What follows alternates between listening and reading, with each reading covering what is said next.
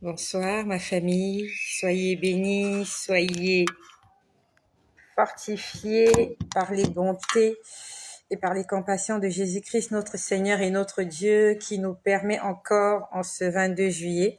C'est bien ça, non, le 22 juillet. Nous sommes bien le 22 juillet, j'espère. J'ai pas envie de dire des bêtises. Exactement, exactly. En ce 22 juillet 2000, voilà. Le Seigneur est merveilleux, il nous permet d'être là en bonne santé et de pouvoir continuer à le servir. Gloire à Jésus-Christ. Jésus-Christ est merveilleux, n'est-ce pas? Jésus-Christ est merveilleux. Bonsoir à toute ma famille qui est là. Bonsoir à Prunelle Kwame. Bonsoir à vous toute ma famille. Merci d'inviter quelqu'un ce soir. Bonsoir à Pazé Pazé, la fille du roi. Ce soir, ce que je vais dire ce soir est très important. Bonsoir à Émilie Eboua, ma sœur. Ce que je vais dire ce soir est très important et je te demande d'inviter quelqu'un à venir entendre ce que le Seigneur a à nous dire ce soir. Bonsoir à Marcel de Leslie, bonsoir à Solange Edimo, bonsoir à Sophie Issé, voilà. Merci d'inviter quelqu'un, s'il te plaît, le temps que je vérifie mon écran témoin qui est en charge. Merci d'inviter quelqu'un, mon écran a changé de couleur. C'est pas grave, mais je vais continuer à faire la vidéo. Le Seigneur nous permet et on le fait. Voilà. On le fait, quelles que soient les difficultés, quelles que soient les attaques. Bonsoir à Sandra Fernandez. Bonsoir à Birdman et la Essono. Bonsoir à Maïté, fille de Jésus. Merci d'inviter quelqu'un, s'il te plaît. Nous allons parler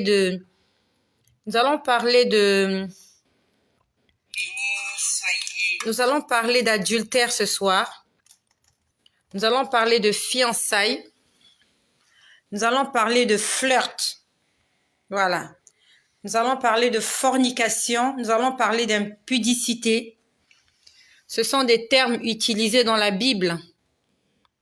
Donc, j'aimerais que tu invites des personnes qui vivent en couple sans être mariées.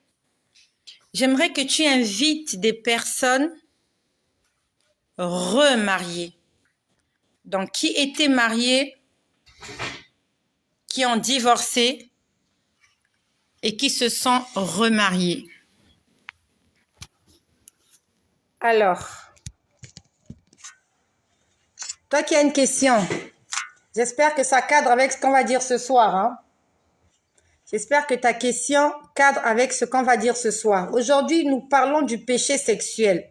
Donc, si tu me poses une question, tu me poses une question par rapport au péché sexuel. D'accord, c'est ce que j'ai envie de dire ce soir. J'ai envie de parler du péché sexuel. D'accord? Donc, pose-moi des questions en rapport avec le thème d'aujourd'hui. J'ai commencé une vidéo là tout à l'heure. Je ne sais pas, est-ce que tout le monde a entendu la première version? Parce que si tu n'as pas entendu la première version, tu auras peut-être du mal à comprendre ce que j'ai à dire ce soir. Merci Seigneur Jésus-Christ. Je vais commencer ce partage par une prière parce que le diable n'aime pas ce qui se passe ici. Satan fait tout et il fera tout pour nous maintenir captifs dans la prison. Voilà. Et je sais que c'est pas facile d'abandonner avec le péché sexuel. C'est quelque chose qui est assez difficile, voilà. Mais on a besoin du Saint-Esprit, on a besoin de l'aide de Dieu, que le Seigneur nous aide, que le Seigneur t'aide. À toi qui as pris la décision de mettre ta vie en règle. Donc ce soir, j'aimerais parler à tous les hommes infidèles. J'aimerais parler à toutes les femmes infidèles qui trompent leur mari, à tous les hommes qui trompent leurs épouses. J'aimerais parler à tous les couples, à toutes les personnes qui vivent ensemble maritalement, mais sans être mariées. Et ce que je vais dire ce soir, c'est à la lumière de la parole de Dieu et c'est mon témoignage. D'accord? Invite des gens. Merci d'inviter des gens. Tu mets des gens en copie. Le Seigneur doit sauver ces gens-là. Ces gens-là doivent être sauvés. Osée nous dit, mon peuple meurt parce qu'il lui manque la connaissance. La connaissance tue. Même les enfants de Dieu vont mourir parce qu'il leur manque la connaissance. Les chrétiens vont mourir parce qu'il leur manque la connaissance. La connaissance de quoi? La connaissance des Écritures. Donc, ce n'est pas la peine de dire que tu n'étais pas au courant. Ce n'est pas la peine de dire, comme moi, le pasteur n'avait jamais prêché. Ce n'est pas une excuse. La Bible dit, si tu n'as pas la connaissance, tu vas mourir. Tu vas mourir. La Bible dit tu vas mourir. La Bible ne dit pas que non, l'ignorance sera pardonnée. Je suis désolée. La Bible nous dit que l'âme qui pêche, c'est celle qui mourra. Que tu sois chrétien, que tu sois païen, que tu sois musulman. La Bible dit que l'âme qui pêche, c'est celle qui mourra. J'ai pas envie de compter, j'ai pas envie de sortir de mon contexte. Mais je peux te dire qu'il y a des gens qui sont en enfer parce qu'ils ont ignoré, mais ils sont quand même en enfer. Et quand je parle de ces choses, je sais de quoi je parle. Je lève ma main droite. Je sais de quoi je parle. Le Seigneur m'a permis un soir. Il m'a fait visiter l'enfer. On va dire une partie de l'enfer. Dans l'enfer, il y a beaucoup de parties. Il y a beaucoup d'endroits. Il y a des endroits où tu trouves telle catégorie de personnes. C'est tout un monde bien organisé, mais où des gens sont en souffrance. Mon ami, l'enfer existe. Que celui qui a envie de faire des commentaires fasse des commentaires. Moi, je dis des choses que j'ai vues. J'ai vu une femme musulmane. Alors, je ne sais pas si elle était musulmane, mais elle était habillée comme une musulmane. Ce que je vais dire là, ce sont des choses que j'ai vues lorsque le Seigneur m'a emmené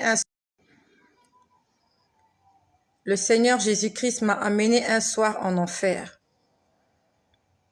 C'était un soir. J'ai vu un pasteur en enfer ce soir-là. J'ai vu un homme d'affaires en enfer. J'ai vu une chante chrétienne en enfer.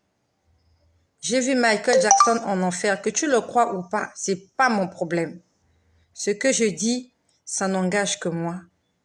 Si je viens mentir, Dieu me condamnera pour le mensonge que je dis aujourd'hui. J'ai vu une femme, je suppose qu'elle était musulmane, parce qu'elle avait porté un voile. On ne voyait pas ses cheveux. Elle avait vraiment porté un voile noir, avec une robe qui couvrait tout son corps, comme les femmes musulmanes. Donc, je ne sais pas s'elle était musulmane, mais vraiment, elle était habillée comme une vraie femme musulmane. Et dans cet endroit-là, elle était squelettique. Les gens n'avaient pas de chair. Les gens étaient squelettiques. Ils étaient grisâtres, des squelettes grisâtres. Quand je dis grisâtres, vous sentez que c'est comme s'ils sont passés au feu. C'était comme ils avaient la couleur de la cendre, voilà. Quand vous les voyez, vous sentez qu'ils sont passés au feu. Donc, vous ne pouvez pas reconnaître si c'est un homme ou une femme, parce qu'ils sont tous des squelettes. Mais le Seigneur me permettait de savoir qu'est-ce qu'ils étaient sur terre, parce que lorsque je voyais le squelette en question, juste à la gauche du squelette, on va dire sur ma droite, donc juste à côté de la personne, le Seigneur pouvait permettre qu'il y ait un écran. Et je pouvais, sur cet écran, voir ce que cette personne-là était lorsqu'elle était encore sur terre. Ça s'est passé un soir. Le Seigneur est venu me ravir en esprit. Et j'ai vu beaucoup de choses ce jour-là. Au départ, j'en ai déjà parlé en fait. Ce que je t'ai dit, je n'ai pas de papier pour ce sont des choses que j'ai vécues et qui sont restées gravées dans ma... C'est resté gravé là. Jusqu'à mon dernier jour sur cette terre. Je me souviendrai de toutes ces expériences-là, la majorité. J'ai vu une femme. Elle était en train de se plaindre en fait. Elle disait juste, je ne savais pas. Elle était là en enfer. L'endroit était obscur. Une foule de gens étaient là et les parois étaient rocheuses et glisseuses. Et glissantes, sorry. Ils essayaient d'escalader la paroi, ils ne pouvaient pas, c'était glissant. Et ce jour-là, le Seigneur m'a concentré sur certaines catégories de personnes. J'ai vu un pasteur. J'ai vu un homme d'affaires. J'ai vu une chante chrétienne. J'ai vu cette femme-là musulmane et j'ai vu Michael Jackson dans cet endroit-là. Et cette femme-là qui ressemblait à une femme musulmane, elle avait porté le voile, on ne voyait pas ses cheveux. Et son âme était en train de hurler en disant, je ne savais pas, je ne savais pas, je ne savais pas. Qu'est-ce qu'elle ne savait pas? Je ne sais pas pourquoi elle parlait comme ça. Honnêtement, je ne sais pas qu'est-ce qu'elle n'avait pas su. Est-ce qu'elle avait entendu parler de Jésus qu'elle avait refusé? Parce qu'on lui avait dit certainement que Jésus est un homme ordinaire comme tous les autres. Ou est-ce qu'elle n'avait jamais entendu parler de Jésus? Je ne sais vraiment pas qu'est-ce qui a condamné cette femme-là. Mais cette femme-là en enfer, je l'ai vue. Je ne sais pas comment il s'appelle. C'est bizarre. Dans mon cœur, ça monte Maïmouna. Maïmouna. Maïmouna. Je ne sais pas, est-ce que c'est le nom de cette femme-là? Tout de suite, là, j'entends Maïmouna. Maïmouna Diallo. Maïmouna Diallo. Maïmouna Diallo. Alors, je ne sais pas si c'est le nom de cette femme-là, mais c'est bizarre. C'est le nom qui monte dans mon cœur, là. Maïmouna Diallo. Est-ce que je ne sais pas? Est-ce qu'il y a Maïmouna Diallo qui est là? Ou est-ce que c'est le nom de cette musulmane-là? Mais elle disait, je ne savais pas, je ne savais pas, je ne savais pas. Elle était là en train de hurler en enfer, en train de dire, je ne savais pas. Est-ce qu'on est de retour? Est-ce qu'on est de retour? On est là? Aujourd'hui, toi et moi, nous avons la grâce d'entendre ces choses-là. Moi aussi, n'eût été l'intervention du Seigneur Jésus, je ne serais pas au courant de tout ce que je vous dis. Je n'ai pas mérité. Ce que je vous dis là, personne ne me l'a enseigné. C'est le Seigneur qui est venu me le révéler. Donc aujourd'hui, si le Seigneur te permet d'être au courant de ces choses, prends-le pour toi et mets ta vie en règle. Mets ta vie en ordre, s'il te plaît. Je ne viendrai pas chez toi pour venir vérifier si cet homme-là, c'est ton mari ou pas, non. Moi, je ne viendrai pas chez toi. Je ne sais même pas là où tu vis. Mais le Seigneur, un jour te dira, ce jour-là, ce 22 juillet, à telle heure, j'avais envoyé quelqu'un te prévenir, de mettre l'ordre dans ta vie, mais tu avais endurci ton cœur. Père Céleste, Seigneur Jésus-Christ, je te remets ces moments. Dans ta parole, il est écrit, celui qui bâtit sans l'Éternel bâtit en vain. Seigneur, j'aimerais parler ce soir en ton nom. Seigneur, j'aimerais que des âmes soient sauvées ce soir. Seigneur, j'aimerais que des vies soient restaurées. Seigneur, que des malades soient guéris ce soir. Seigneur Jésus, j'aimerais que la porte du ciel reçoive plus d'une personne ce soir. Seigneur, ce soir-là, tu es venu me dire dans ma chambre, tu m'as dit, je suis un Dieu. Non, tu m'as dit, je suis l'Éternel, ton Dieu. Je suis saint, saint, saint. Tu vas le leur dire. Tu vas le leur dire. Tu vas le leur dire. Seigneur, ça va faire bientôt 2 ans que tu m'as permis de dire à tes enfants ce que tu m'as fait voir, ce que tu m'as fait entendre et ce que tu mets dans mon cœur.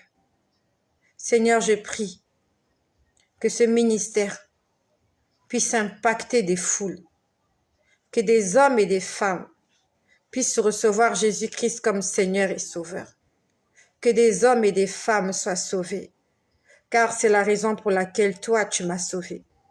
Seigneur, tu m'as sorti de l'enfer, afin que je vienne prévenir cette personne qui va m'écouter ce soir. Tu n'as pas voulu que je reste dans cet endroit, parce que j'avais de l'importance pour toi. J'avais de l'importance, Seigneur éternel, pour ton royaume. Seigneur, il était important pour moi que je reste en vie, afin que cette sœur-là, afin que ce frère-là qui est là connecté ce soir, aujourd'hui puisse recevoir la délivrance, aujourd'hui puisse recevoir le salut de son âme. Seigneur, je te serai jamais assez reconnaissante de ce que tu m'as sorti de cet endroit, là où beaucoup de gens sont restés, et en ce moment, il y en a beaucoup qui vont dans cet endroit et qui n'en sortiront jamais. Seigneur, moi, tu m'as fait sortir. Et je suis venue témoigner de ce que tu fais pour moi. Je suis venue dire que toi, tu t'appelles amour, tu t'appelles miséricorde, tu t'appelles pardon, tu t'appelles pitié, tu t'appelles compassion. Et Seigneur, ce que tu as fait pour moi, c'est ce que tu aimerais faire avec plusieurs personnes là maintenant. Seigneur, je prie que les cœurs soient ouverts, que l'esprit d'incrédulité tombe ce soir. Au nom de Jésus, que cette voix-là se taise, que la chair se taise ce soir, et que l'Esprit de Dieu parle dans le cœur de plusieurs personnes au nom de Jésus. Je remets ces moments entre tes mains, Seigneur. Que l'ennemi voit la défaite de son trône. Que l'ennemi voit la défaite de son trône. Que tous les efforts de l'ennemi soient couronnés d'échecs. Oh, que les efforts des ennemis, des diables, des sorciers, des magiciens, de Satan, que cela soit couronné d'échecs. Je proclame l'échec dans le camp de l'ennemi ce soir. Parce que ce soir, des hommes et des femmes seront sauvés. Ce soir, des hommes et des femmes vont parvenir à la vie éternelle. Seigneur, par le message que tu vas leur donner ce soir. Merci, Seigneur. Tu me fatigues, Kimia. Merci, Seigneur Jésus. Merci, Seigneur. Merci, Seigneur Jésus-Christ. Oh, Jésus-Christ, Dieu Tout-Puissant. Dieu de bonté, Dieu de merveille, Dieu de miséricorde. Nul n'est comparable à toi. Nul n'est comparable à toi, notre Seigneur et notre Dieu. Merci, Seigneur. Excusez-moi. C'est à qui ce téléphone? C'est à qui ce téléphone? Moi, j'ai... Fermez la porte là, s'il vous plaît. Fermez-moi la porte là. Merci, Seigneur. Donc, j'étais en train de dire hier soir. Hier soir. Ce que je vais te dire ce soir, je l'ai vécu hier soir. Voilà. Pour les personnes qui ne comprendront pas ce que je vais dire, je te laisse aller écouter. Va d'abord écouter ce que j'ai dit tout à l'heure. Et tu comprendras ce que je vais dire là ce soir. Donc, hier soir, on est monté au lit. Voilà. On est monté au lit. On dort dans le même lit. Nous dormons dans le même lit. On ne fait pas chambre à part. Pourquoi on ne fait pas chambre à part? Parce que je ne veux pas des problèmes. Il y a déjà assez de problèmes comme ça. Et quand je parle de ça, je sais de quoi tu comprends. Je sais que tu comprends ça. Je n'ai pas envie d'entrer dans les détails. Pour les personnes qui ont entendu mon témoignage, tu comprends ce que je veux dire. C'est déjà assez compliqué. C'est déjà assez compliqué comme ça. Moi, il n'y a pas de souci. Mais c'est la personne qui est en face de moi. D'accord? Le Seigneur me demande d'être en paix avec tous. Et je fais des efforts pour être en paix avec tous. Donc, si le fait de faire chambre à part va me créer plus d'histoires que j'en ai déjà, je préfère qu'on dorme dans le même lit, dans la même chambre, et je mets Dieu devant. C'est vrai, la Bible dit fuyez l'impudicité, c'est vrai. Mais à l'intérieur de moi, j'ai la conviction que je ne vais pas tomber. Parce que je sais quelle est la décision que j'ai prise. J'ai décidé de servir Dieu de tout mon cœur. Et je ne laisserai personne, je ne laisserai rien du tout me faire renoncer à cette décision-là. Rien. Je suis désolée. Même pas le mariage. Aujourd'hui, il peut me dire, prends tes affaires, sors.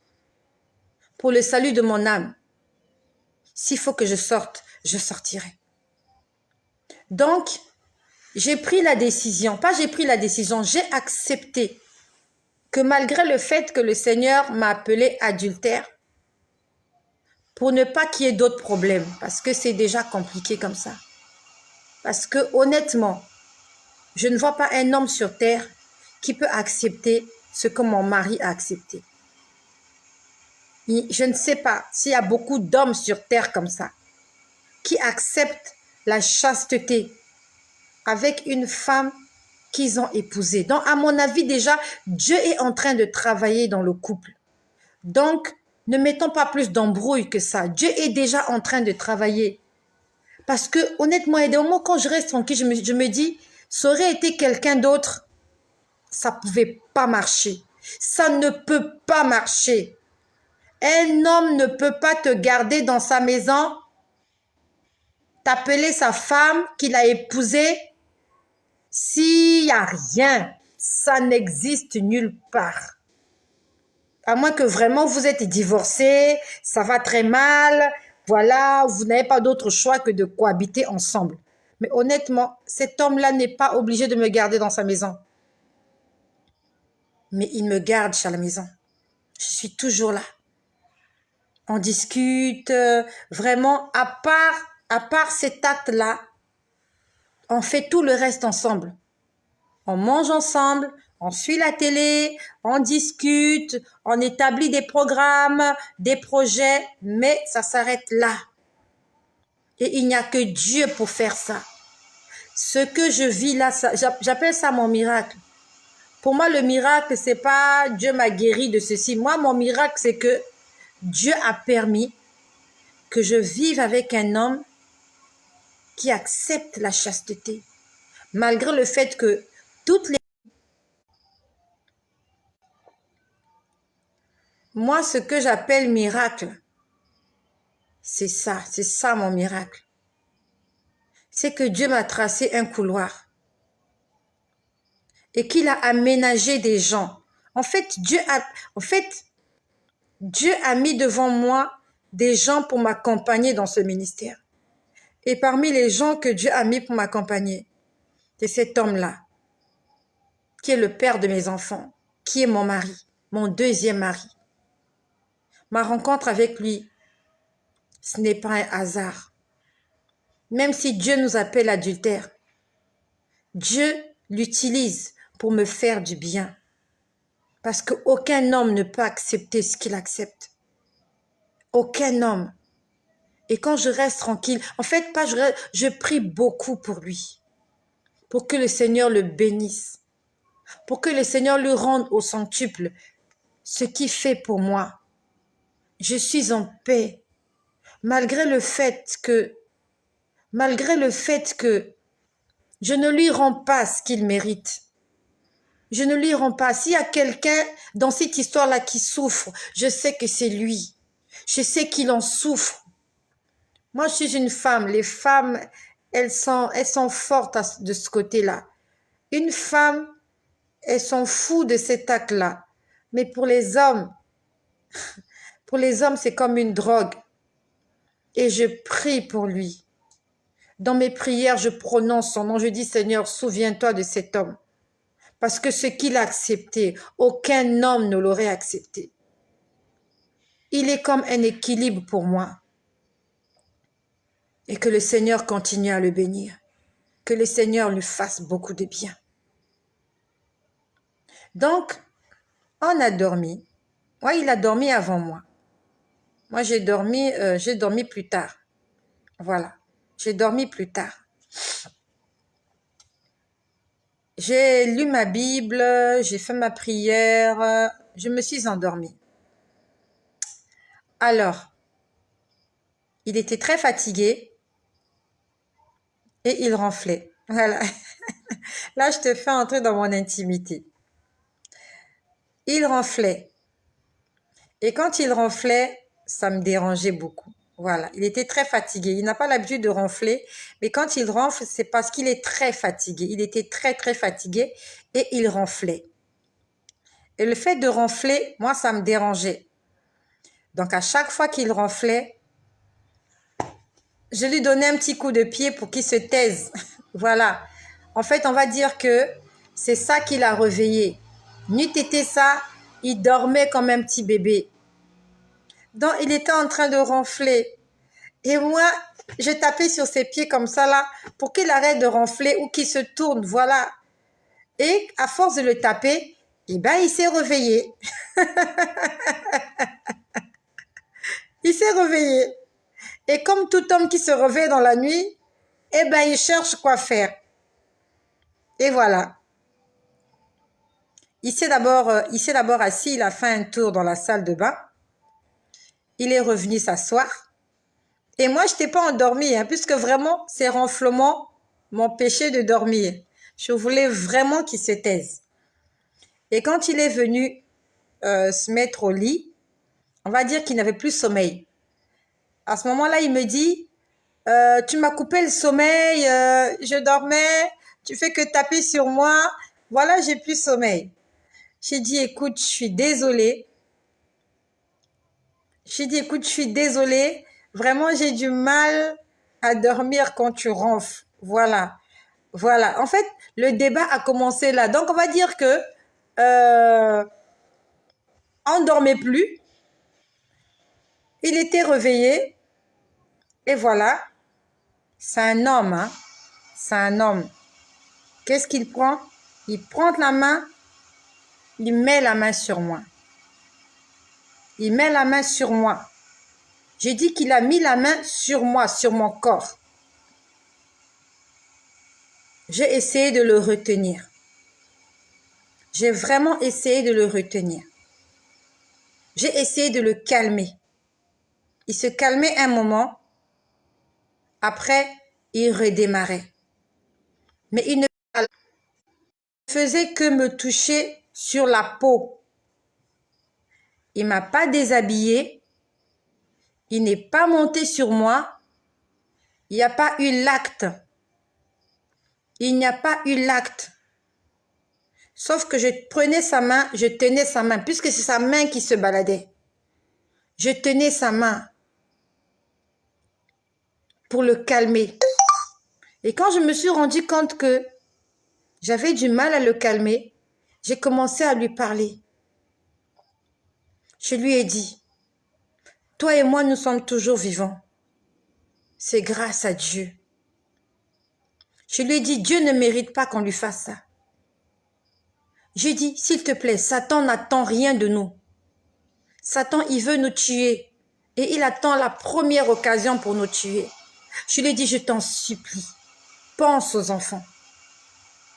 Si aujourd'hui, toi et moi, on le fait, on va le faire. Et après, qu'est-ce qui va se passer? Satan n'attendra pas qu'on puisse se repentir. Si on lui ouvre la porte, il va nous tuer. Pendant qu'on sera en train de faire, lui, ça l'arrangera qu'on puisse mourir. On va peut-être là avoir des crises cardiaques pour qu'on n'ait pas l'occasion de se repentir.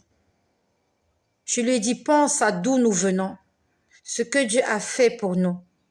Est-ce que Dieu mérite qu'on lui soit désobéissant?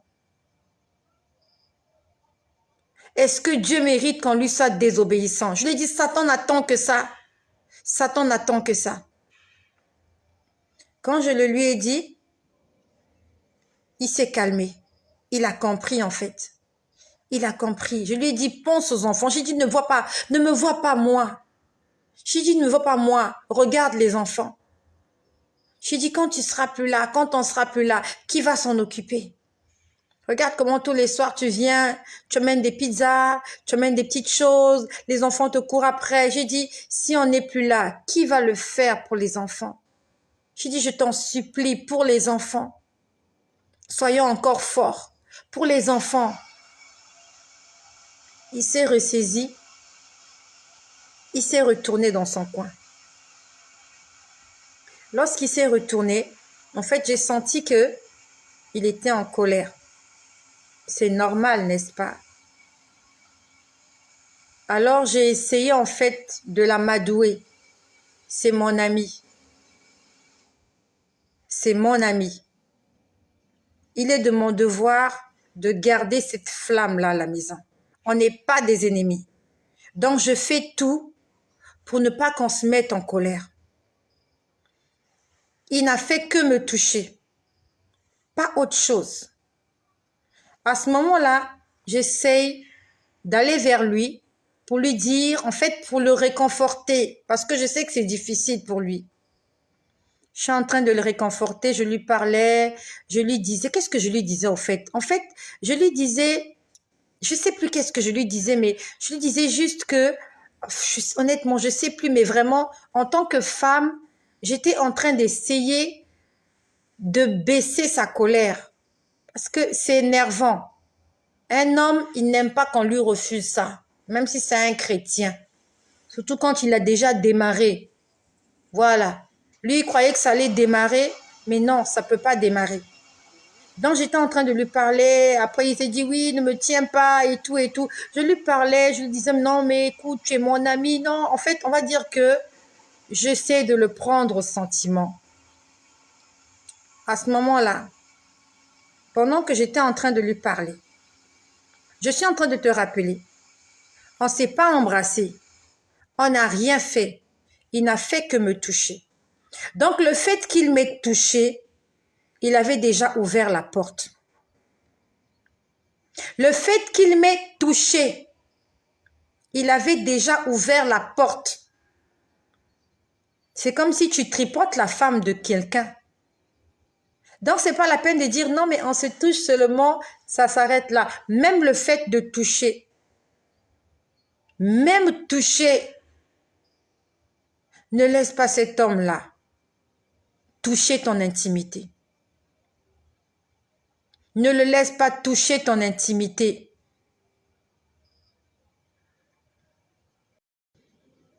Bon, excusez-moi un instant, je vais vérifier si les enfants n'écoutent pas à la porte. Excusez-moi, hein. Vous savez, les enfants d'aujourd'hui, ils aiment écouter à la porte. Voilà. Je vérifie si les enfants n'écoutent pas aux portes. Ok. Les enfants ne savent pas ce qui se passe. Les enfants ne savent pas. Pour eux, papa et maman, c'est papa et maman. Mais nous, en tant qu'adultes, en tant qu'enfants de Dieu, nous savons ce qui se passe. Donc, j'ai pas envie de traumatiser les enfants avec cette histoire. Voilà. Donc, j'essaye vraiment. Il n'y a que les grands qui savent. J'ai pas envie.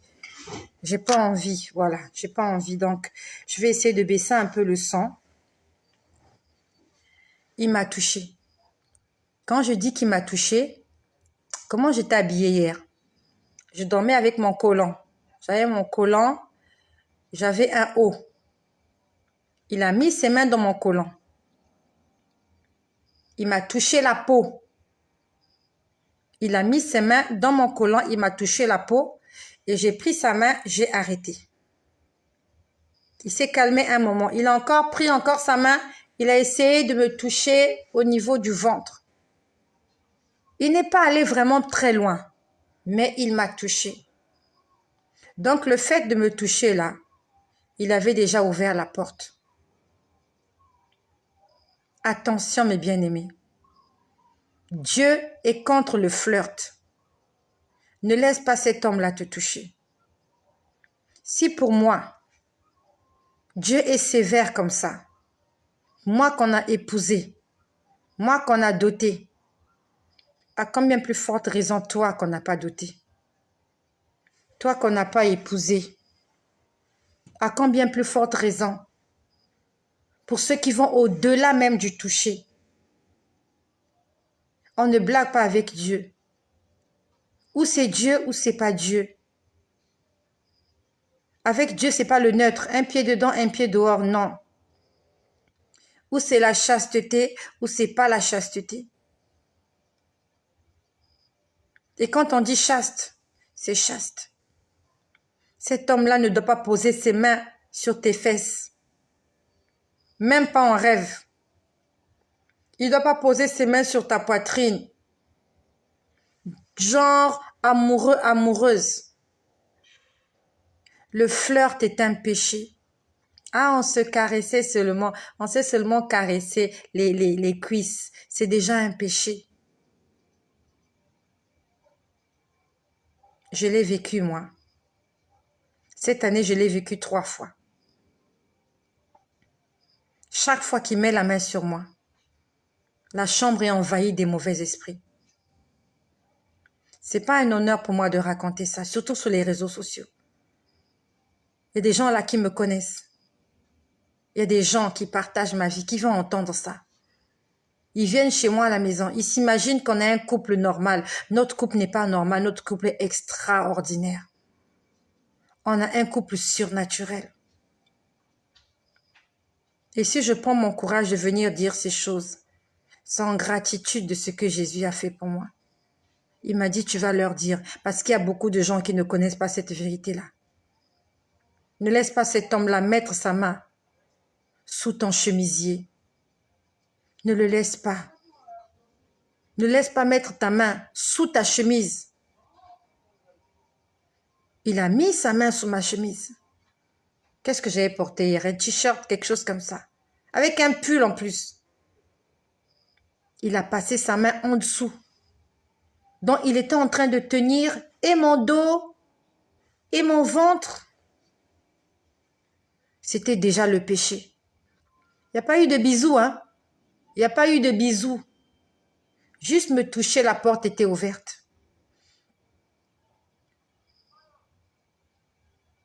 Ça fait 3 fois cette année. Je mets une pause, je vais revenir tout à l'heure.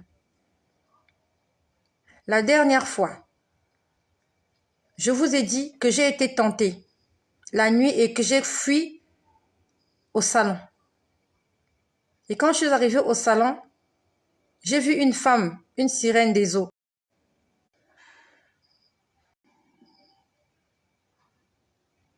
Je l'ai vécu, je crois que c'était la semaine dernière. Qui se rappelle de ça? Je vous ai dit que j'ai été tentée dans la chambre et j'ai fui au salon. Et au salon, j'ai vu la sirène des eaux. Il y avait des serpents dans mon salon. Et je les entendais comme s'ils chantaient des chansons qui disaient « Est-ce que tu acceptes de devenir notre reine ?» Cette femme des eaux là, cette sirène des eaux qui avait des cheveux verts. Qui se rappelle de ça? Est-ce qu'il y a quelqu'un qui se rappelle de ça? Je crois que j'en ai parlé la semaine dernière. Ok. Alors, ce jour-là, j'ai caché quelque chose. Quand j'ai dit qu'ils m'ont tenté, j'ai bien dit ce jour-là, ils m'ont d'abord tenté dans la chambre. Ça s'est passé comme ça la dernière fois. Il a pris sa main, il l'a posée sur moi. Et ce jour-là même, il n'a pas que posé sa main sur moi. Il s'est levé, il est venu carrément se mettre sur moi.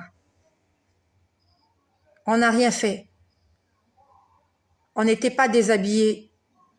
On n'était pas habillés. On n'était pas déshabillés, désolé. On était habillés. Juste que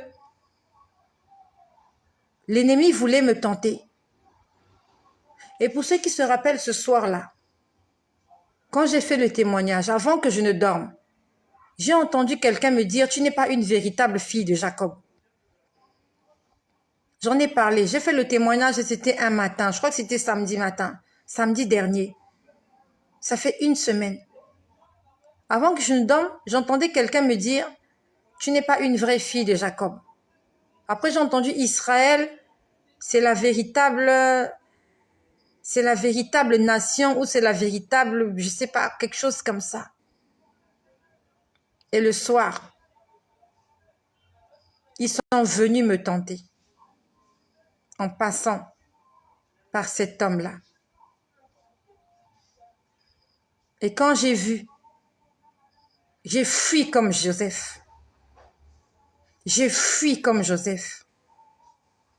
Parce que je l'ai senti, j'étais couchée. Il est venu se mettre sur moi. On n'a rien fait. Hein. C'est pas la peine de dire non, non, on fait pas des bisous, on fait pas de ceci. Moi, j'ai pas fait des bisous. Hein. J'ai pas fait de bisous. Juste qu'il y a eu la convoitise qui allait un peu trop loin. J'ai fui au salon. Quand j'ai fui au salon, il y a la sirène qui m'attendait. La porte était ouverte. Il a fallu que j'invoque le Saint-Esprit pour que cette femme-là s'en aille. Donc, je te laisse imaginer ce qui se passe lorsque deux personnes qui n'ont pas le droit d'être ensemble sont en train de coucher ensemble. Moi, je ne couche pas ensemble. Moi, je ne fais plus ça. Mais regarde déjà ce qui se passe lorsque c'est en vue. Maintenant, je te laisse imaginer quand les gens se mettent à se câliner, à se déshabiller. Qu'est-ce qui se passe dans leur chambre? Qu'est-ce qui se passe dans la chambre là où toi tu fais des choses avec cet homme-là qui n'est pas ton mari? Moi, j'ai rien fait. Je n'ai rien fait. Rempli du Saint-Esprit, Dieu me parle, mais la sirène des eaux est entrée dans mon salon. C'est pas moi qui l'ai invité, hein. Je l'ai pas invité. C'est pas moi qui ai commencé l'histoire. J'étais juste en train de dormir. Et la personne à côté de moi a posé la main sur moi. Et eux, dans le monde des ténèbres, là, ils étaient déjà alertés. Hé, venez, venez, venez, ça commence. C'est comme ça que ça se passe dans le monde des ténèbres. Lorsque tu es prêt à pécher, ils sont déjà alertés.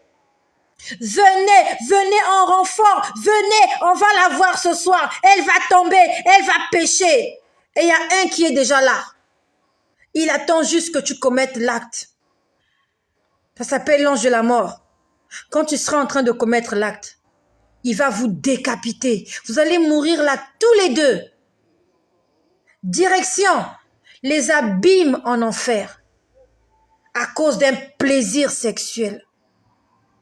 Tu es sûr que moi, si je tombe aujourd'hui, Satan me laissera me repentir? Vous êtes sûr que Satan, avec tout ce que je suis en train de faire là, avec la gueule que je fais sur les réseaux sociaux, oh Jésus a dit, si aujourd'hui je tombe, tu es sûr que Satan me laissera vivre? Oh mais non. Lorsque ces esprits-là viennent, il y a l'esprit de mort qui vient aussi. Il attend juste pour te décapiter. Donc moi qui n'ai rien fait, voilà ce qui se passe dans ma chambre. Je te laisse imaginer ce qui se passe dans ta chambre, toi là. Lorsque le monsieur là grimpe sur cet homme, je te laisse imaginer. Je te laisse écrire le scénario de comment les démons dansent. Comment les démons dansent quand toi tu fais ça. La malédiction, comment ils font n'importe quoi. Comment tu attires le diable dans ta maison. Moi, j'ai rien fait. Moi, je fais que dormir. Mais il y a quelqu'un à côté qui pose la main sur moi. Dès qu'il pose la main sur moi, Satan est déjà là. La porte est déjà ouverte. Ça s'est passé 3 fois cette année. 3 fois. 3 fois. Peut-être même 4 fois. Oui, 4 fois. 4 fois cette année. Une fois là, c'était un matin. Ouais, il pleuvait. Il pleuvait. Il a pris sa main, il est venu m'enlacer. J'ai vu quelqu'un s'approcher de nous. Il ressemblait à un homme avec des habits déchirés. Vraiment comme, je l'ai vu dans les films, Comme le film de la momie. Je sais que c'est un vieux film, beaucoup de gens n'ont pas suivi. Moi, je suis plus la télé. Comme le film de la momie.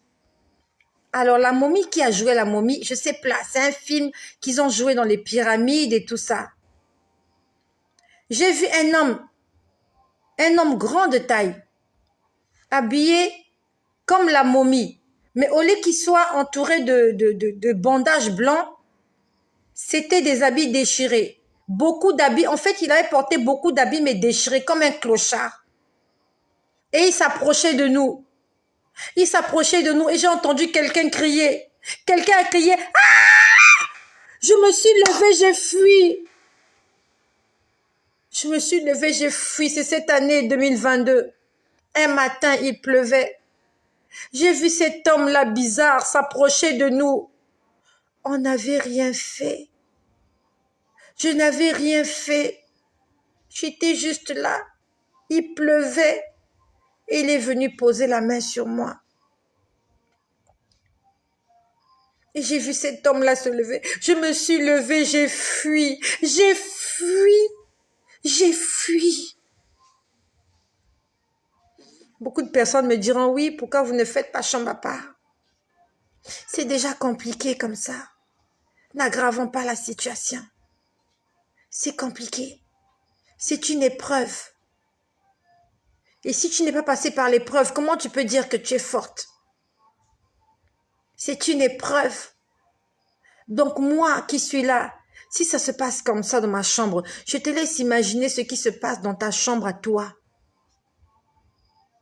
Tu couches avec cet homme-là, c'est pas ton mari. Tu couches avec cette femme-là qui n'est pas ta femme. Vous allez à l'hôtel. Tu sors de là, tu es toujours vivante. Dis merci à Jésus. Je n'ai pas encore fini de dire ce que j'ai vécu hier, mais dis merci à Jésus, s'il te plaît. Qu'est-ce que tu veux? Il y a quoi ton problème? Ok, prends, tu sors. Dis merci à Jésus. Parce que tu n'es pas encore mort. Tu n'es pas encore morte. Dieu a pitié de toi.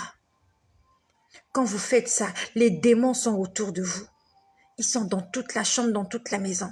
S'il te plaît, sors. Ils sont là. Fais vite. Je vais t'appeler tout à l'heure. Sors, s'il te plaît. Je t'appellerai tout à l'heure. Les démons sont là dans votre chambre. Kimia, sors, s'il te plaît. Non, tu sors. Je compte jusqu'à 2. Bien-aimé, si Dieu pouvait t'ouvrir les yeux, moi je peux voir ces choses-là. Raison pour laquelle je peux venir te le dire. Ne faites plus ça.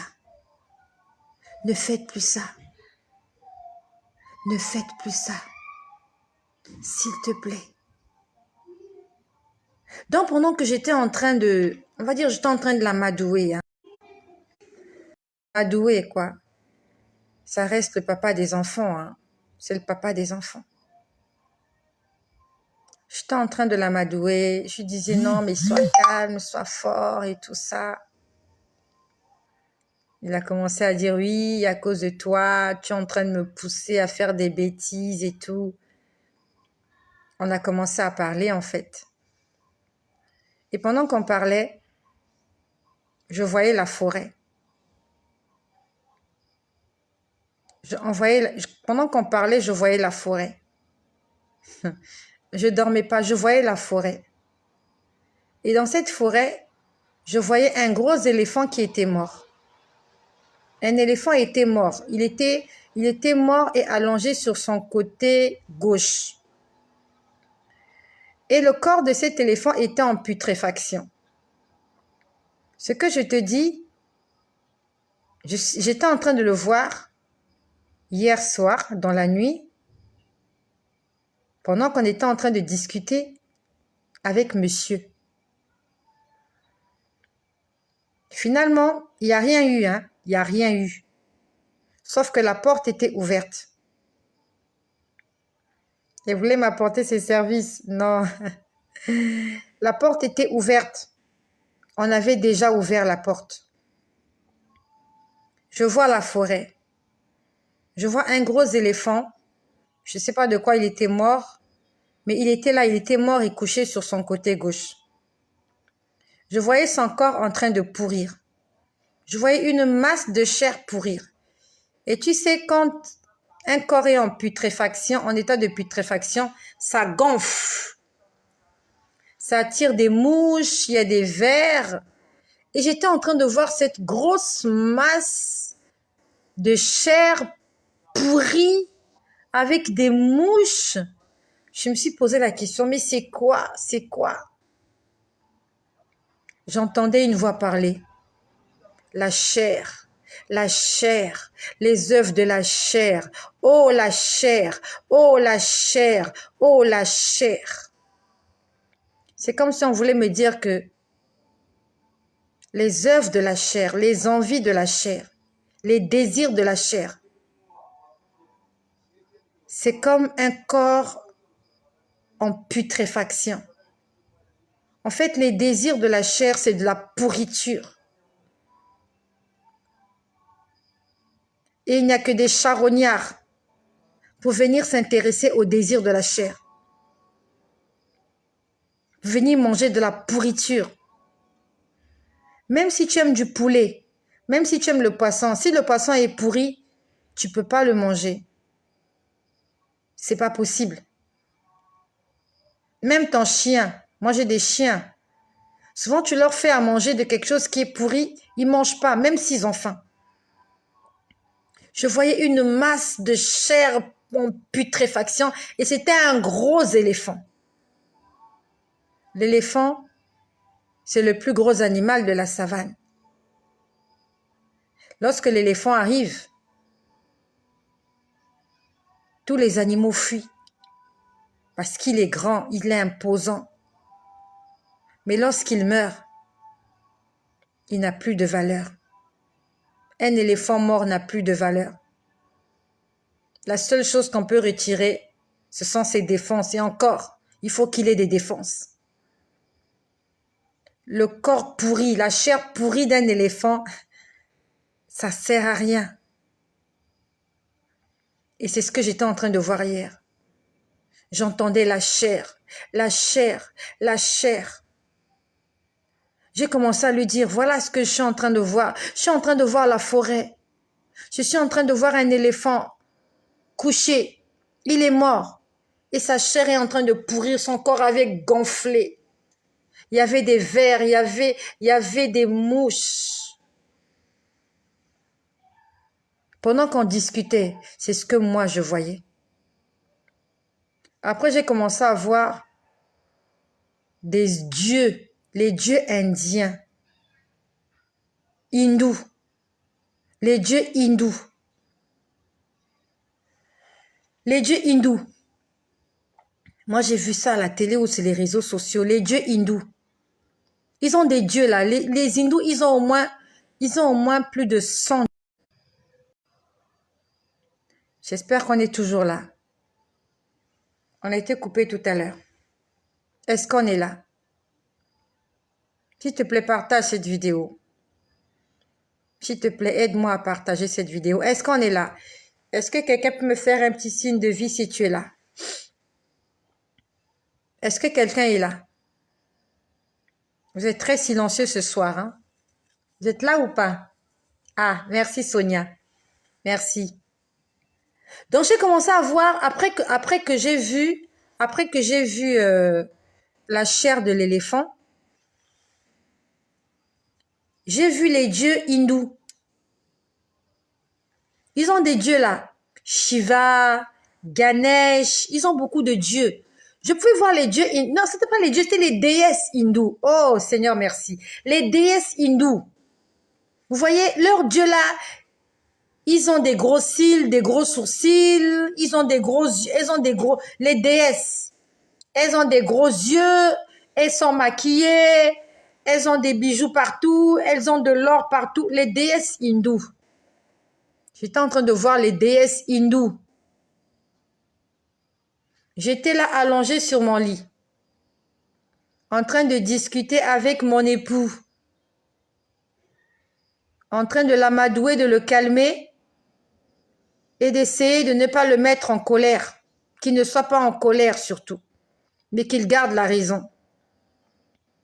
Je voyais des déesses hindoues dans la chambre. Les déesses hindoues étaient dans ma chambre. Ce que je te dis là, je ne dormais pas. Je n'ai rien fait, on n'a rien fait. Mais les déesses hindoues étaient dans ma chambre. Je me suis posé la question, mais qu'est-ce qui se passe? Qu'est-ce que ces déesses-là? Je lui ai même posé la question, je dis, mais je suis en train de voir des déesses hindoues.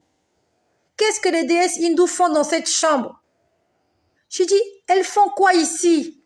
Je lui ai posé la question, j'ai dit, mais tu peux pas imaginer ce que je vois. J'ai dit, il y a des déesses hindoues dans la chambre. J'ai dit, mais qu'est-ce que c'est? Qu'est-ce que c'est? Qu'est-ce qui se passe?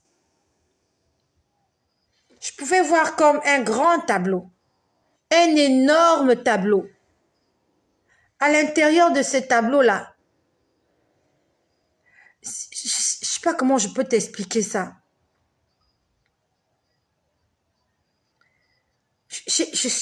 Seigneur, aide-moi à expliquer ce que j'ai vu. Je pouvais voir même pas un tableau. C'était un grand mur. C'était un grand mur. J'avais l'impression que ma chambre n'était plus ma chambre. J'avais l'impression qu'on était dans un musée. C'est difficile à croire et à expliquer, mais vraiment j'essaye avec les mots français que je connais de vous expliquer. J'avais l'impression qu'on était dans un musée. J'ai jamais été dans un musée. J'ai vu les musées à la télé. Mais j'avais l'impression qu'on était dans un musée et qu'on était en face d'un grand tableau. Et ce grand tableau, en fait, il prenait tout le mur. Tout le mur. Donc je voyais, on était quelque part d'autre. On n'était plus dans la chambre. Je ne sais pas là où on était, mais ça ressemblait à un lieu d'exposition. Donc c'est comme si on nous avait exposés. On était exposés. On était là exposés. Je vois le mur. C'était de couleur marron. Et dans le mur en question, c'était le portrait de quelque chose. C'était un dessin. J'aimerais bien expliquer. En fait, c'était un tableau qui avait la taille d'un mur. Voilà, on va dire ça clairement comme ça. Un tableau qui avait la taille d'un mur. Et je voyais ce tableau bouger. Qui est là? Qu'est-ce que tu veux? Un grand tableau qui avait la taille d'un mur. Et le tableau était en train de bouger. J'espère qu'on est de retour. J'espère qu'on est là. S'il te plaît, partage ce message, s'il te plaît. Partage-le, s'il te plaît. S'il te plaît. Et si tu es dans cette situation, sors de là. Je ne suis pas contre ton mariage. Peut-être que tu crois que cet homme-là va t'épouser après tout ça. C'est pas mauvais. Mais si Jésus revient, ou si tu perds ta vie entre-temps, où est-ce que tu iras? Sors de là, s'il te plaît. Demande au Seigneur de t'aider. De la même façon qu'il m'a aidé. Le Seigneur va aussi t'aider. Mais prends la décision d'arrêter. Arrêter avec cet acte-là. Je sais que ça ne sera pas facile. Ça n'a pas été facile pour moi. Mais j'ai laissé le Seigneur prendre le contrôle. Demande à Dieu de prendre le contrôle. C'est possible. Avec Jésus, c'est possible. Rien n'est impossible. Rien n'est impossible avec Dieu. La Bible nous dit, avec Dieu, nous ferons des exploits et il écrasera nos ennemis. Le Seigneur peut toucher cet homme-là. Il peut accepter que vous puissiez rester en vivant dans la chasteté jusqu'au mariage. Le Seigneur peut toucher son cœur. Il n'y a que Dieu. Ce n'est pas le fait de te donner à lui là qui va le pousser à t'épouser. Regarde depuis qu'il t'a donné tous les enfants là. Tu lui as donné un enfant, tu lui as donné 2 enfants. Il ne t'a pas épousé.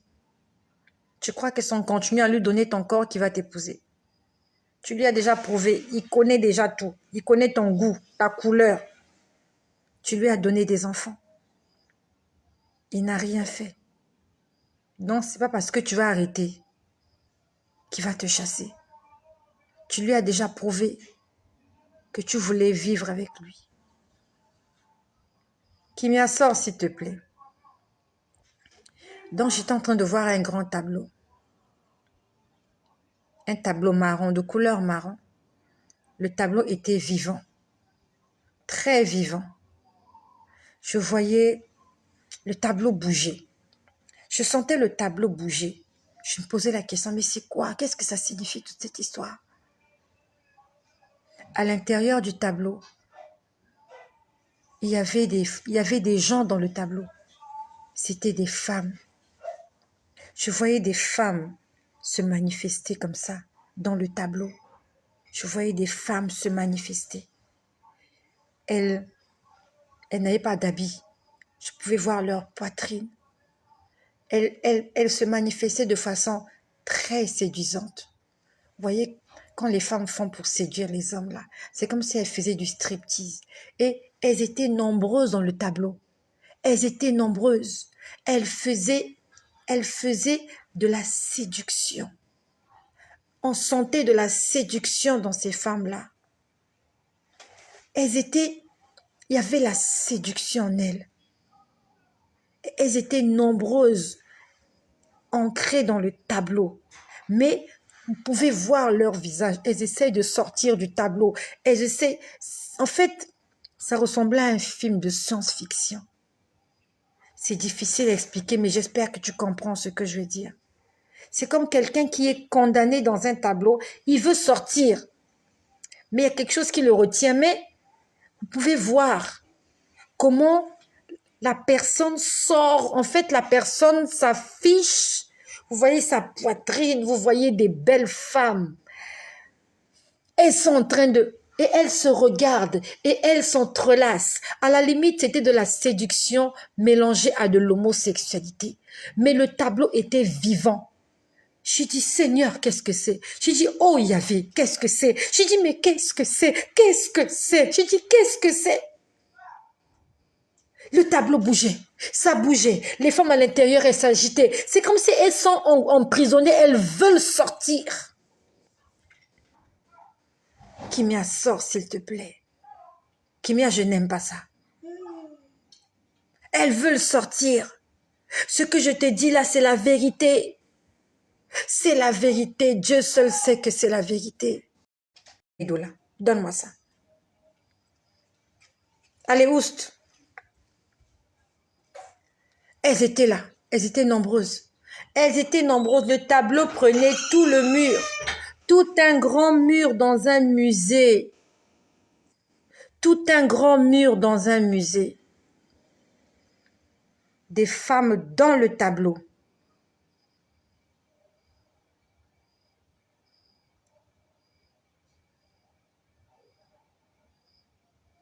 Renate, va écouter la vidéo que j'ai faite tout à l'heure. Je ne reviendrai pas là-dessus. C'est ce que j'ai dit au début de la vidéo, que je vais dire des choses, les gens ne comprendront pas. Va écouter la vidéo que j'ai faite tout à l'heure pour que tu comprennes ce que je suis en train de dire aujourd'hui. Je suis mariée, j'ai une alliance. Va écouter la vidéo que j'ai faite tout à l'heure. Donc, je ne sais pas, est-ce que tu es abonné? Si tu n'es pas abonné, je ne sais pas comment tu vas faire. Tu tapes le nom de la chaîne. Voilà, il faut aller suivre la première partie. Si tu suis la première partie, tu comprendras pourquoi je suis en train de parler comme ça. Pour ceux qui viennent d'arriver, si vous ne comprenez pas pourquoi je parle comme ça, allez écouter la première partie. Si tu écoutes la première partie, tu comprendras ce que je suis en train de dire. Voilà, j'ai pas envie de revenir là-dessus. Ça va prendre trop de temps.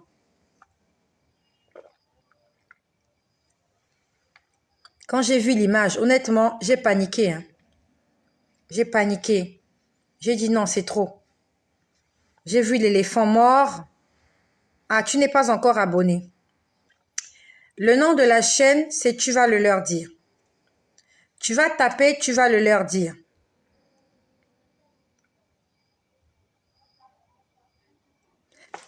Voilà, tu tapes, tu vas le leur dire.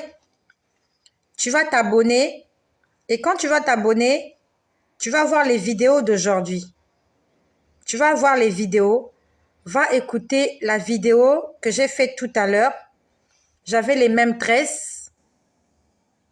Voilà, je l'ai fait la journée. C'était le même décor, mais il faisait jour. Et je l'ai intitulé pareil. J'ai écrit « Attention au désir », quelque chose comme ça. « Attention au désir charnel ». Il n'y a que 2 vidéos qui ont ce titre-là. Cette vidéo-ci et...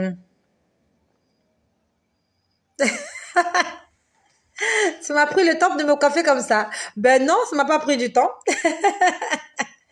Non, ça n'a pas pris du temps. Voilà. Donc, pour ma sœur, la Renate, qui n'arrive pas à comprendre, Renate Bouoyi. Voilà.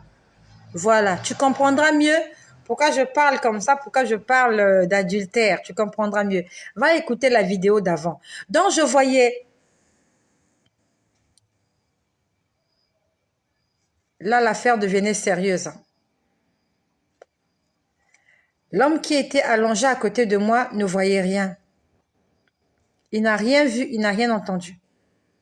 Mais pourtant, il se passait des choses dans la chambre. Tu vas apprendre à coiffer comme ça. C'est pas difficile.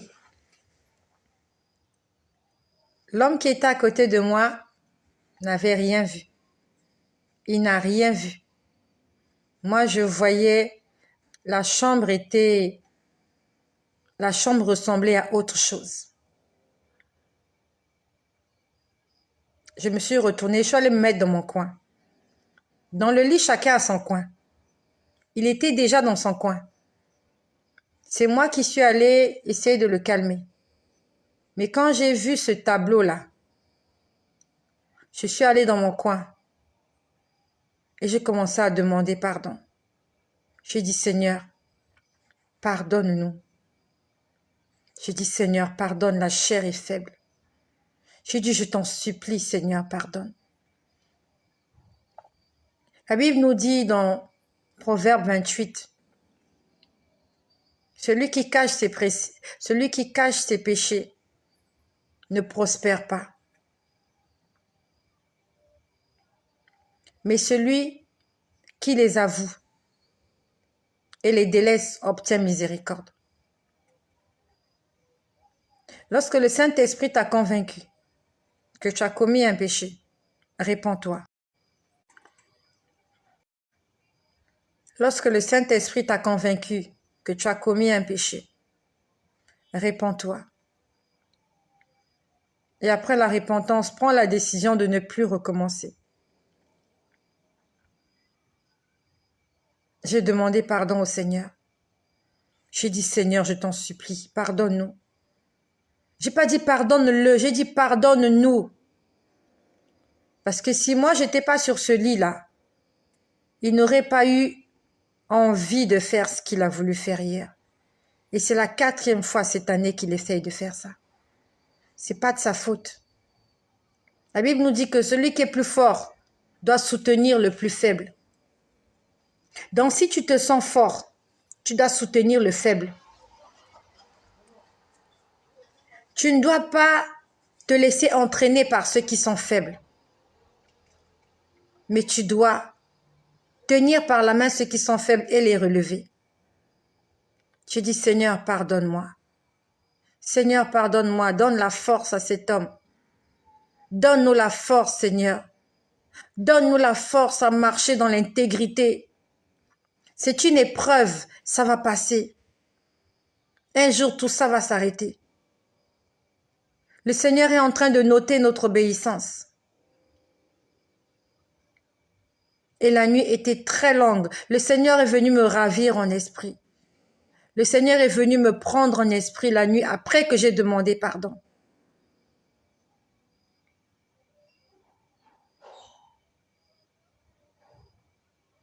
Le Seigneur est venu me prendre en esprit.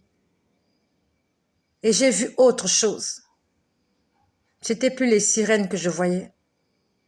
C'était plus les déesses hindoues que je voyais. C'était plus le corps putré, le corps pourri de cet éléphant que je voyais. C'était plus les œuvres de la chair que je voyais. J'ai vu la gloire de Dieu. Alléluia, Jésus est vivant. Alléluia, Jésus est Dieu. J'ai vu la gloire de Dieu. Je serai couronné. Je serai couronné après ce combat. Je serai couronné. Je serai couronné après cette épreuve. Lorsque tu passes par une épreuve et que tu ne tombes pas, le Seigneur te donne une couronne. J'ai pas envie de tout mélanger. Je sais pas quelle heure il est. Mais j'aimerais revenir spécialement pour vous dire ce que j'ai vécu de la gloire de Jésus après cette épreuve. Lorsque j'ai invité le Saint-Esprit dans la chambre, lorsque j'ai d'abord demandé pardon, j'ai d'abord demandé pardon. J'ai dit, Seigneur, pardonne-nous. J'ai dit, Seigneur, aie pitié, pardonne-nous. J'ai dit, c'est difficile, mais tu nous donnes la force. Tu nous donnes la force, Seigneur. C'est toi qui nous donnes la force. Seigneur Jésus, j'invoque ta puissance, j'invoque ton esprit, et l'esprit de Dieu est descendu. L'esprit de Dieu est descendu.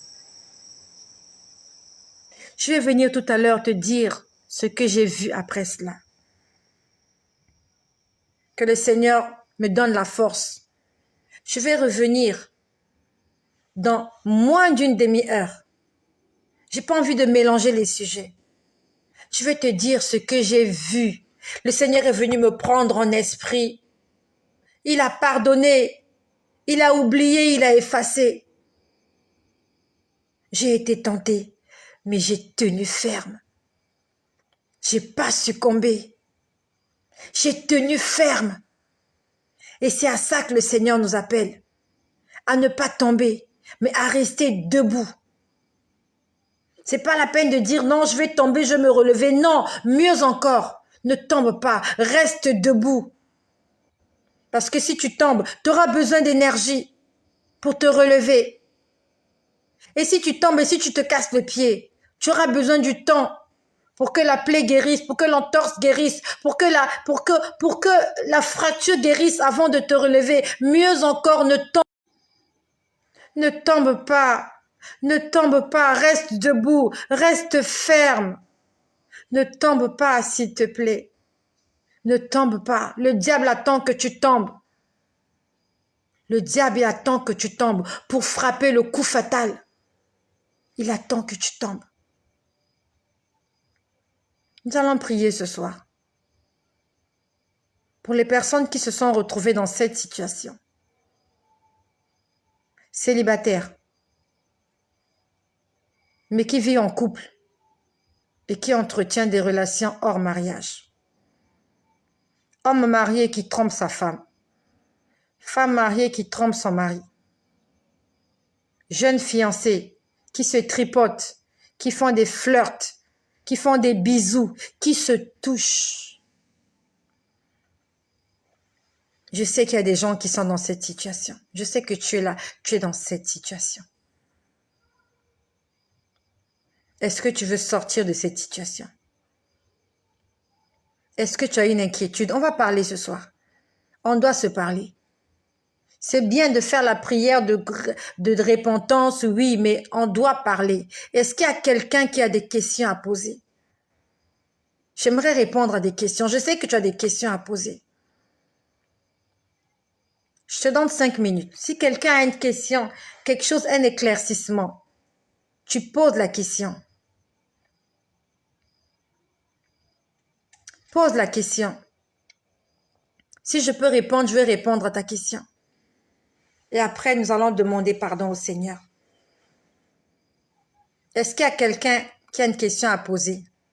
Ce n'est pas un souhait, mais juste une question pour comprendre. Est-ce que dans votre cas de décès du premier mari, vous allez vous remarier ou continuer dans le mariage actuel? Toi, à ma place, qu'est-ce que tu aurais fait? Qu'est-ce que tu aurais fait? Je reste là. Pourquoi? Sinon, pourquoi est-ce que j'aurais supporté toutes ces années?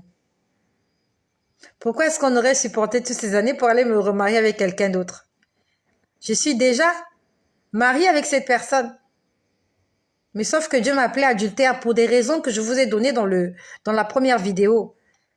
Mais mes parents ont pris la dot. Il a versé la dot. Donc, pour les hommes, c'est mon mari. Pourquoi j'irais me remarier avec quelqu'un d'autre? Je vais rester avec lui, on a des enfants. Est-ce qu'il y a une autre question? Le Saint-Esprit nous délie la langue sur terre. D'accord. Comment être élevé très haut spirituellement? Premièrement, l'obéissance. L'obéissance.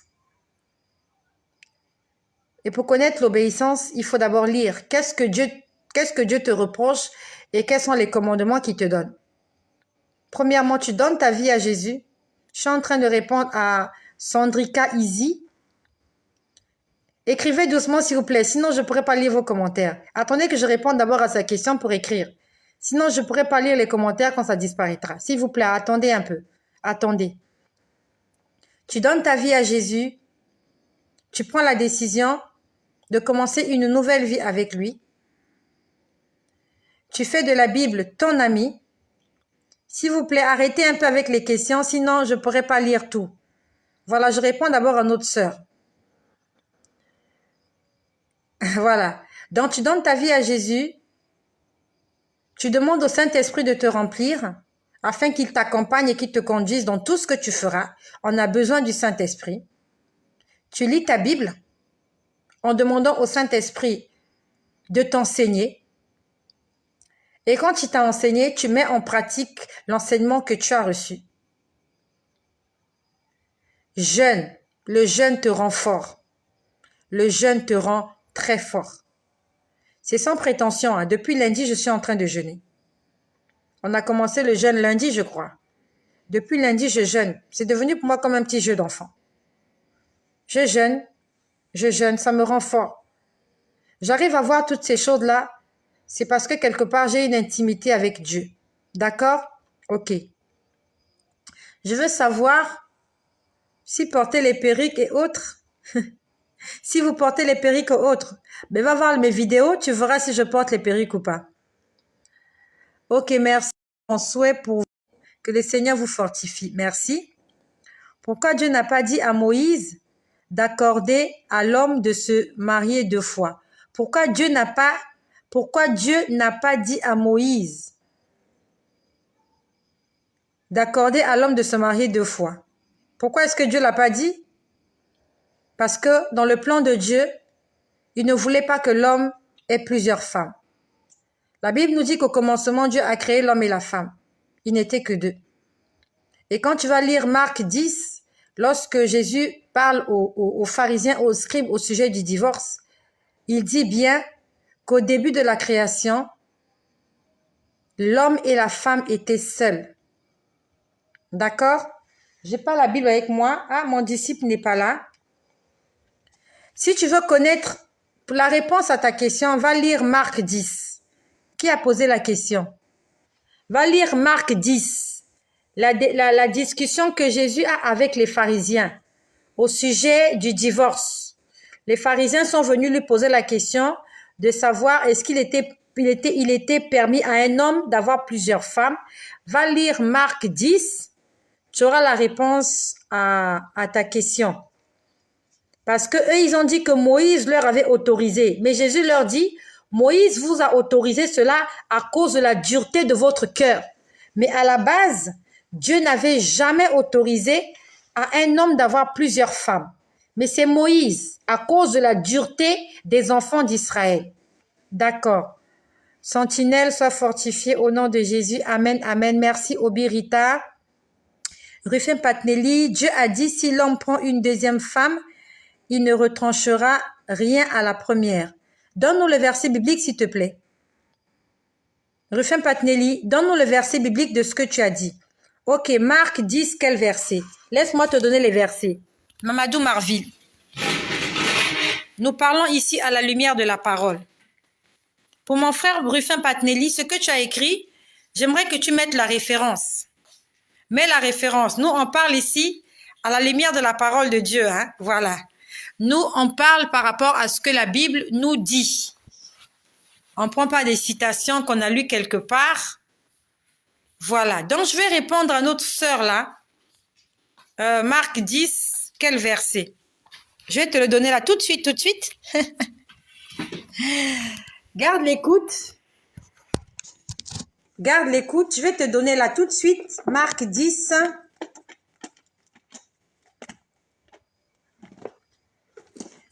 Je te donne là tout de suite. Là où Jésus parle avec les pharisiens au sujet du divorce. C'est dans Marc. Marc, c'est juste après. Je vais entamer mon jeûne à mon retour. Je ne suis pas assez tranquille. Ah, c'est toi qui vois, hein? C'est toi qui vois des... Marc 10.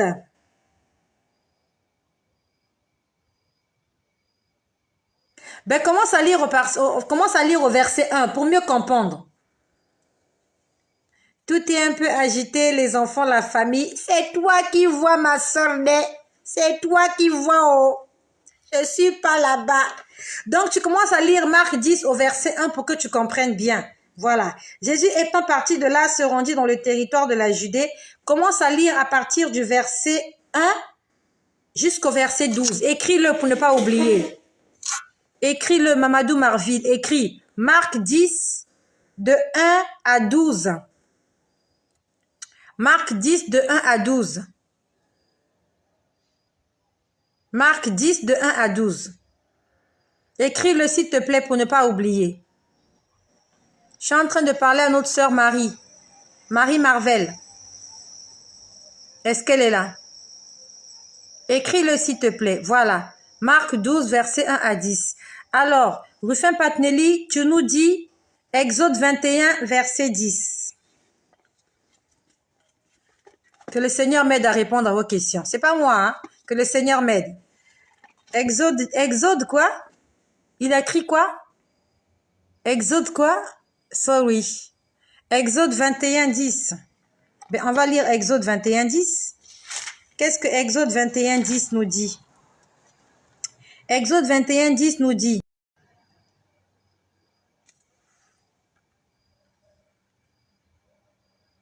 J'aimerais savoir si une femme qui a perdu son premier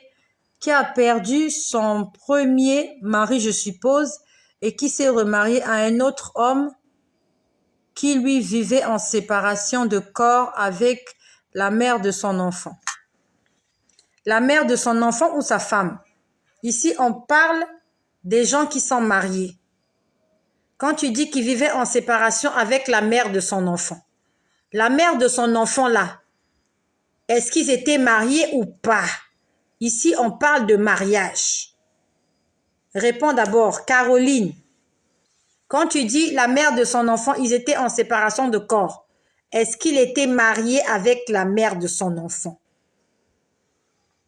Est-ce qu'il était marié?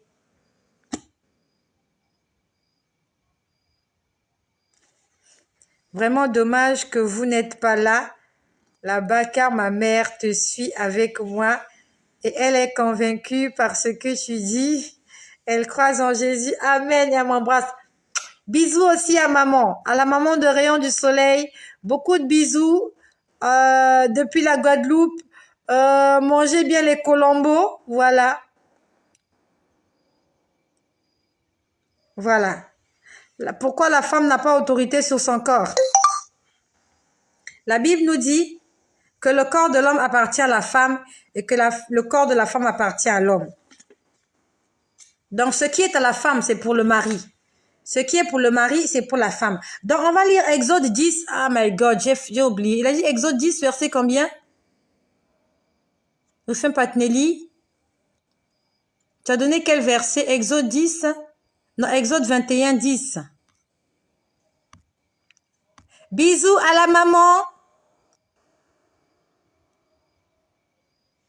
Bisous à la maman. Exode 10, verset 21. On va lire. Qu'est-ce qu'on dit au verset 21?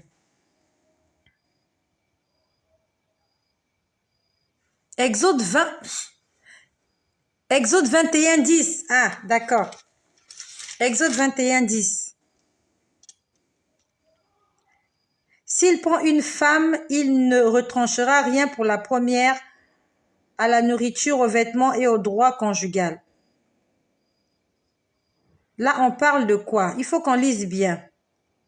Si un homme vend sa fille pour être esclave, elle ne sortira point comme sortent les esclaves.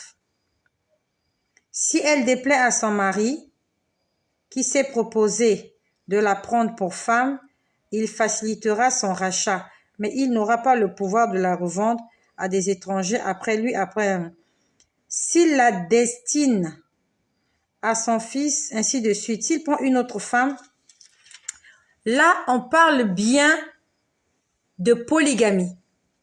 Ne mélangeons pas les choses. Exode 21, verset 10. On parle de polygamie.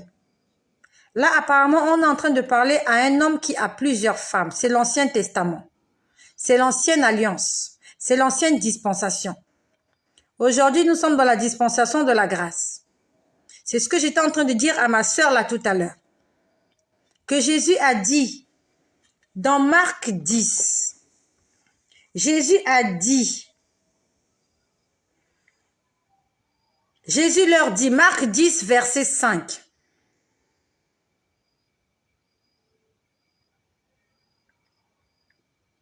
Jésus leur dit, c'est à cause de la dureté de votre cœur que Moïse vous a donné ce précepte. Ce précepte n'a pas été donné par Dieu, mais par Moïse. Parce que les enfants d'Israël étaient très rebelles. Et vous savez vous-même que pour un rien, ils étaient prêts à tuer Moïse. D'accord? Donc Moïse leur a donné la permission d'avoir plusieurs femmes qu'ils devaient épouser. Mais ce n'était pas dans les 10 commandements. Jésus le dit bien ici que Moïse vous a permis de le faire parce que vos cœurs étaient trop durs. Vous n'étiez pas prêts. C'est pour ça que Moïse vous a laissé faire. Mais ce n'est pas Dieu qui a permis cela. D'accord? Mais là, si on reste dans ton contexte, un homme qui a 2 femmes, si on lit Exode 20, 21, chapitre 10, on est en train de dire à cet homme de s'occuper de ces 2 femmes au même pied d'égalité. Donc, on demande à l'homme d'être un homme juste. Tu as 2 femmes, c'est arrivé que tu aies 2 femmes, ok? Tu les as toutes épousées, tu les as peut-être rencontrées vierges, célibataires, qu'importe, mais mieux encore, tu les as rencontrées célibataires. Parce que le problème ici, on parle de l'adultère. Une femme qui a déjà été mariée, tant que son premier mari vit, ne peut pas se remarier. Mais si tu as épousé ces femmes-là, elles étaient célibataires. Ce sont tes femmes. Tu es polygame. Tu t'occupes de ces femmes-là au même pied d'égalité. Voilà. Ça, c'est pas vraiment le contexte dans lequel je suis ce soir, mais je crois que j'ai répondu à ta question. Occupe-toi de ces femmes-là au même pied d'égalité. Voilà, ça c'est pour mon frère Rufin Patnelli. Je ne sais pas s'il y a d'autres questions. Que le Saint-Esprit te guide. Si tu as 2 femmes qui te disent comment tu vas t'en sortir. Moi, je me laisse guider par le Saint-Esprit. De la même façon que le Saint-Esprit trouve des solutions à mon problème,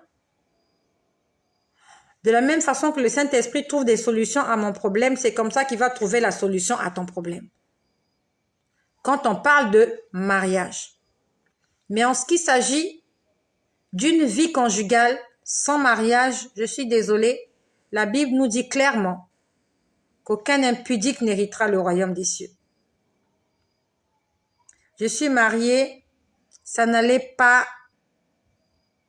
J'ai demandé le divorce. C'était déjà arrivé au tribunal. Et quand j'ai lu la Bible, j'ai annulé le divorce. Je suis toujours avec lui. Mais gloire à Dieu. Gloire à Dieu. Tu as fait le bon choix, ma sœur Sonia François. Et si cet homme était marié avant de t'épouser? Si cet homme était marié avant de t'épouser, Sophie Issé, il était marié. Est-ce qu'il a divorcé ou pas? C'était un homme marié. Je voulais savoir quel mariage Dieu agrée. Va lire Marc chapitre 10, mon frère. Lis Marc chapitre 10, du verset 1 au verset 12. Tu sauras le mariage que Dieu agrée. Tu n'as que 12 versets à lire et je sais que tu les comprendras. Va lire que Marc 12, Marc 10, verset 1 à 12. C'est le mariage que Dieu agrée. Dieu agrée un mariage où il y a un homme et une femme, normalement. Parce que lui-même, il le dit au commencement. Nous sommes dans Marc 10. Marc 10, chapitre 6. C'est Jésus qui parle. Mais au commencement de la création, Dieu fit l'homme et la femme. C'est pourquoi l'homme quittera son père et sa mère et s'attachera à sa femme et les deux deviendront une seule chair. Et s'il est divorcé, il veut t'épouser. À ce moment-là, tu reviens sur ma situation. Tu viens sur ma situation. Si cet homme-là est divorcé et que sa femme est toujours en vie, quand Dieu les voit, ils sont toujours mariés. Toujours Marc 10, verset 11. 1 Corinthiens 7, verset 10, je crois. Ou bien 1 Corinthiens 10, 21, quelque chose comme ça. J'ai donné les versets tout à l'heure. Et Romains 7, verset 2. Mon frère, je ne sais pas si tu as suivi. Mon frère Rufin Patnelli, je t'exhorte d'aller écouter la vidéo que j'ai faite tout à l'heure. Tu auras la réponse à toutes les questions que tu es en train de poser. Tout à l'heure, j'ai parlé calmement et clairement. J'ai parlé calmement et clairement. Toutes les questions que tu poses, j'ai répondu à cela dans la première vidéo. Voilà.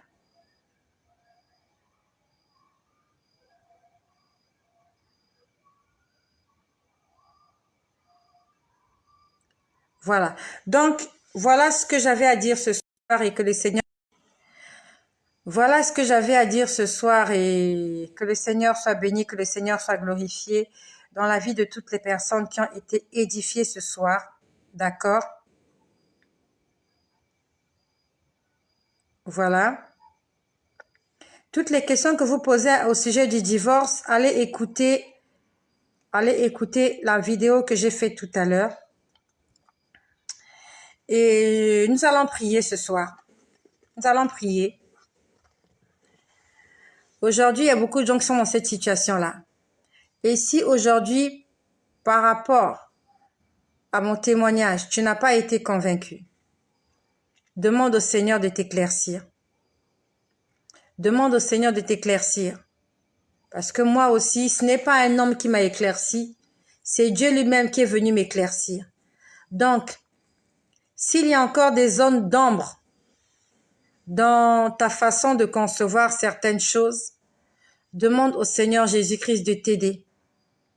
Il est la personne par excellence. Le Saint-Esprit vous enseignera toutes choses, c'est ce que Jésus a dit. Il vous enseignera toutes choses. Dans tout ce que tu lui demanderas de t'expliquer, le Saint-Esprit va te l'expliquer. Moi, je peux te l'expliquer, tu peux ou ne pas comprendre. Mais quand le Saint-Esprit t'explique, tu comprendras cela. Donc, je t'invite. Nous allons prier. Premièrement, nous allons dire merci au Seigneur pour ses révélations. Et surtout,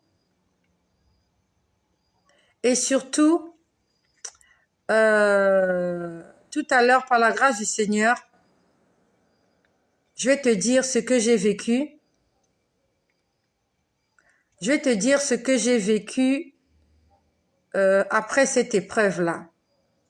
Après cette épreuve, je te dirai ce que j'ai vécu. Et par la grâce, vraiment, je reviendrai tout à l'heure parce que je me sens un peu fatiguée, voilà. Mais pour le moment, nous allons nous confesser.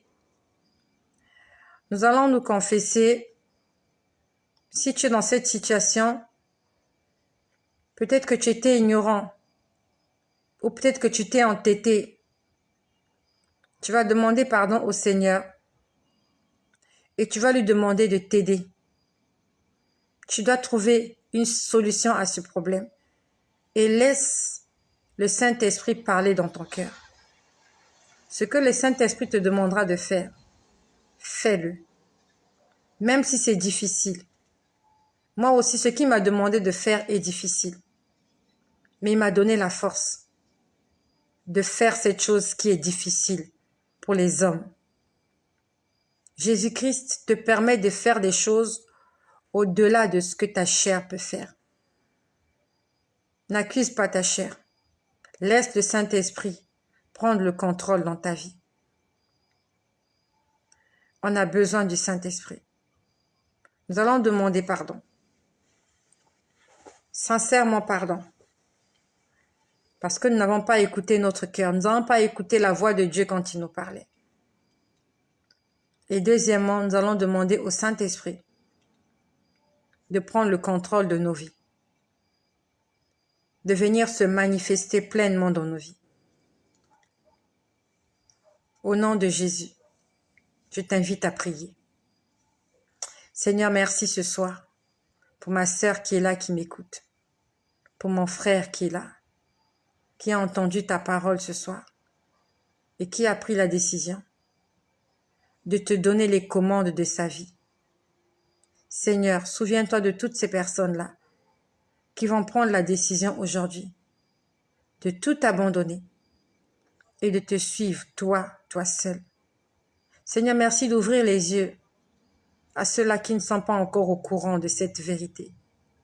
Merci Seigneur de ce que ce message, la parole de Dieu, l'évangile, l'annonce de la nouvelle naissance et le retour de Jésus-Christ soit prêché partout dans le monde entier. Seigneur, merci parce que ce soir, tu fais de nous des disciples, des hommes et des femmes qui acceptent de marcher selon ta discipline et que tu fasses de chacun de nous des témoins vivants pour la gloire de ton nom. Merci Seigneur parce qu'au son de ma voix, par la puissance du Saint-Esprit et sous ta parole, des prodiges et des miracles s'opèrent dans la vie de beaucoup de gens. Merci Seigneur de ce que ta parole qui est sortie ce soir, elle va guérir des vies. Elle va restaurer des cœurs brisés. Elle va guérir des maladies. Seigneur Jésus, tu es notre Dieu. Tu es notre Père. Et c'est en toi que nous mettons toute notre espérance. À toi la gloire. À toi l'honneur. À toi la puissance. Je reviens tout à l'heure pour vous dire ce que j'ai vécu après cette expérience. Soyez bénis. Au nom de Jésus-Christ. Amen.